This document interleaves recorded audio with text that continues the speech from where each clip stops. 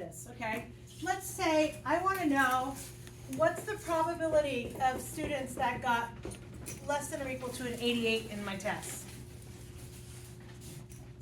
The ones that are nice are an 80, an 85, a 90, a 95, because they are starting from the mean, counting from my standard deviation.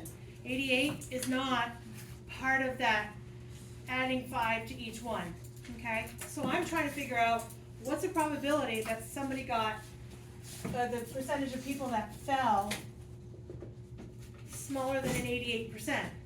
So it's not one that I can look up a 1.0 or a 2.0 where it falls right where I want it to.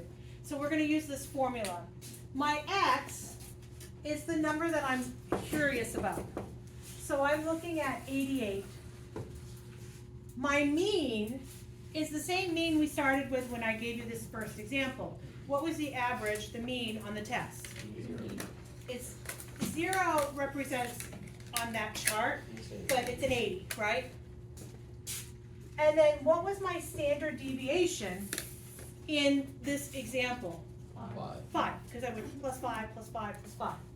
So now what I'm doing here is I'm looking up the actual z-score and making it into a, like I can correlate it and use it for this chart. So take out your calculator, do 88 minus the 80, divide by 5.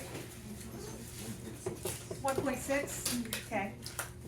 So 1.6 is the z-score that I am going to relate the 88% to.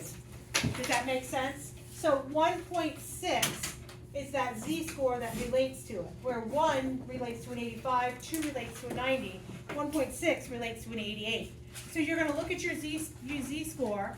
You're given a z-score of 1.6. You're looking for a percent. So you're looking for the in the meat of the chart, and when you're done. So 1.6 on your thing. What do you get when you go to 1.6? 9485. I got 9452. Yeah. So 0.9452. So 94.52% got an 88 or less. What do you guys think? Was that horrible or not bad at all? So the moral to the story is this chart is very restrictive. It goes from 0 to 2.9.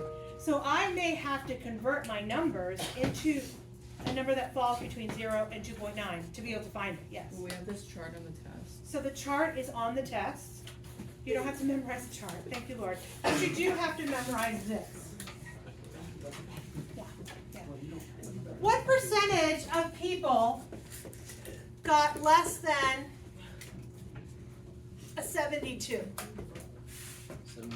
Try that without me, okay?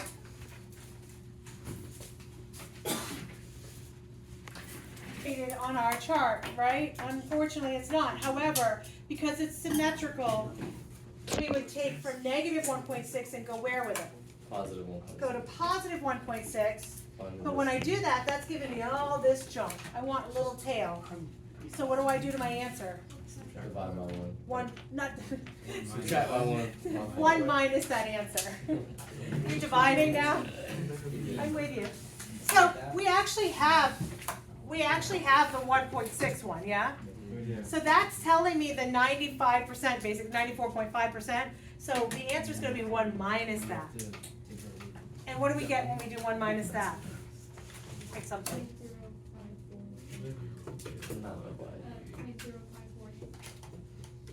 Thank you. So 5.48%. What do you think? Yes, no, maybe? We're cool? Statistics is my jam. So on your class, I sent up 4 homework sheets. We're going to pull one up right now. We're going to do it together. Okay? And then it goes paper 1, 2, and 3. 1 is the easiest. Then it moves to the next ones. Just be wary that I only have taught you this first piece. Okay? But it's not that it gets harder. It's just I haven't shown you everything. I can't have you do word problems, and you don't know how to look at a chart and do the chart. So, hold on.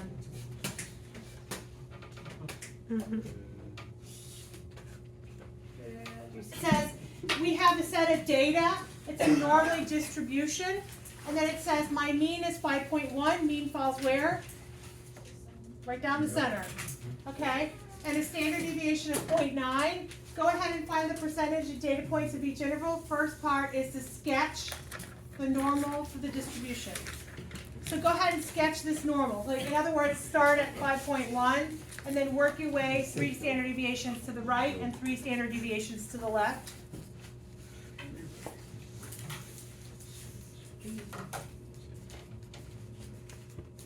Are we good? Are we good? Yes, yes, yes, yes, yes, yes.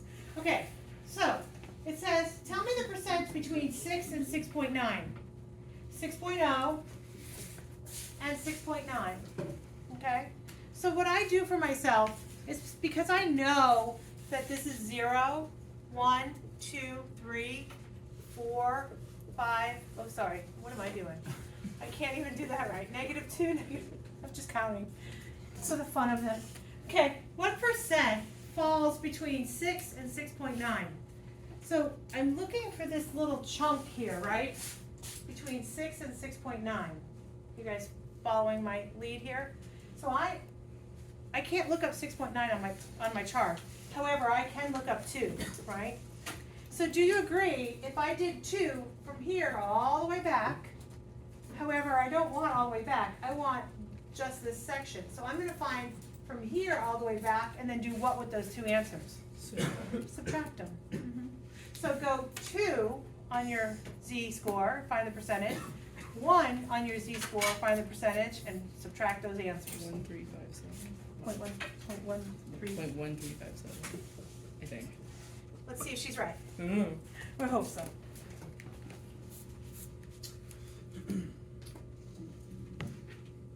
Because 2 is 0.9772. Let me put this in my account. And 1 is 0.8413. If those subtract to be that, we're cool. Yes. I got my 1359. Yeah. That's good. We were just seeing if she was right, that's all. Which makes sense, because 2 minus the 3. All right, what do we think? Good, bad, good, yes, I love this stuff. Not horrible. All right. Okay, what about the probability it's greater than 6.9? You just take your 0.9772 and subtract that by 1. Feeling good? Greater than 6.9.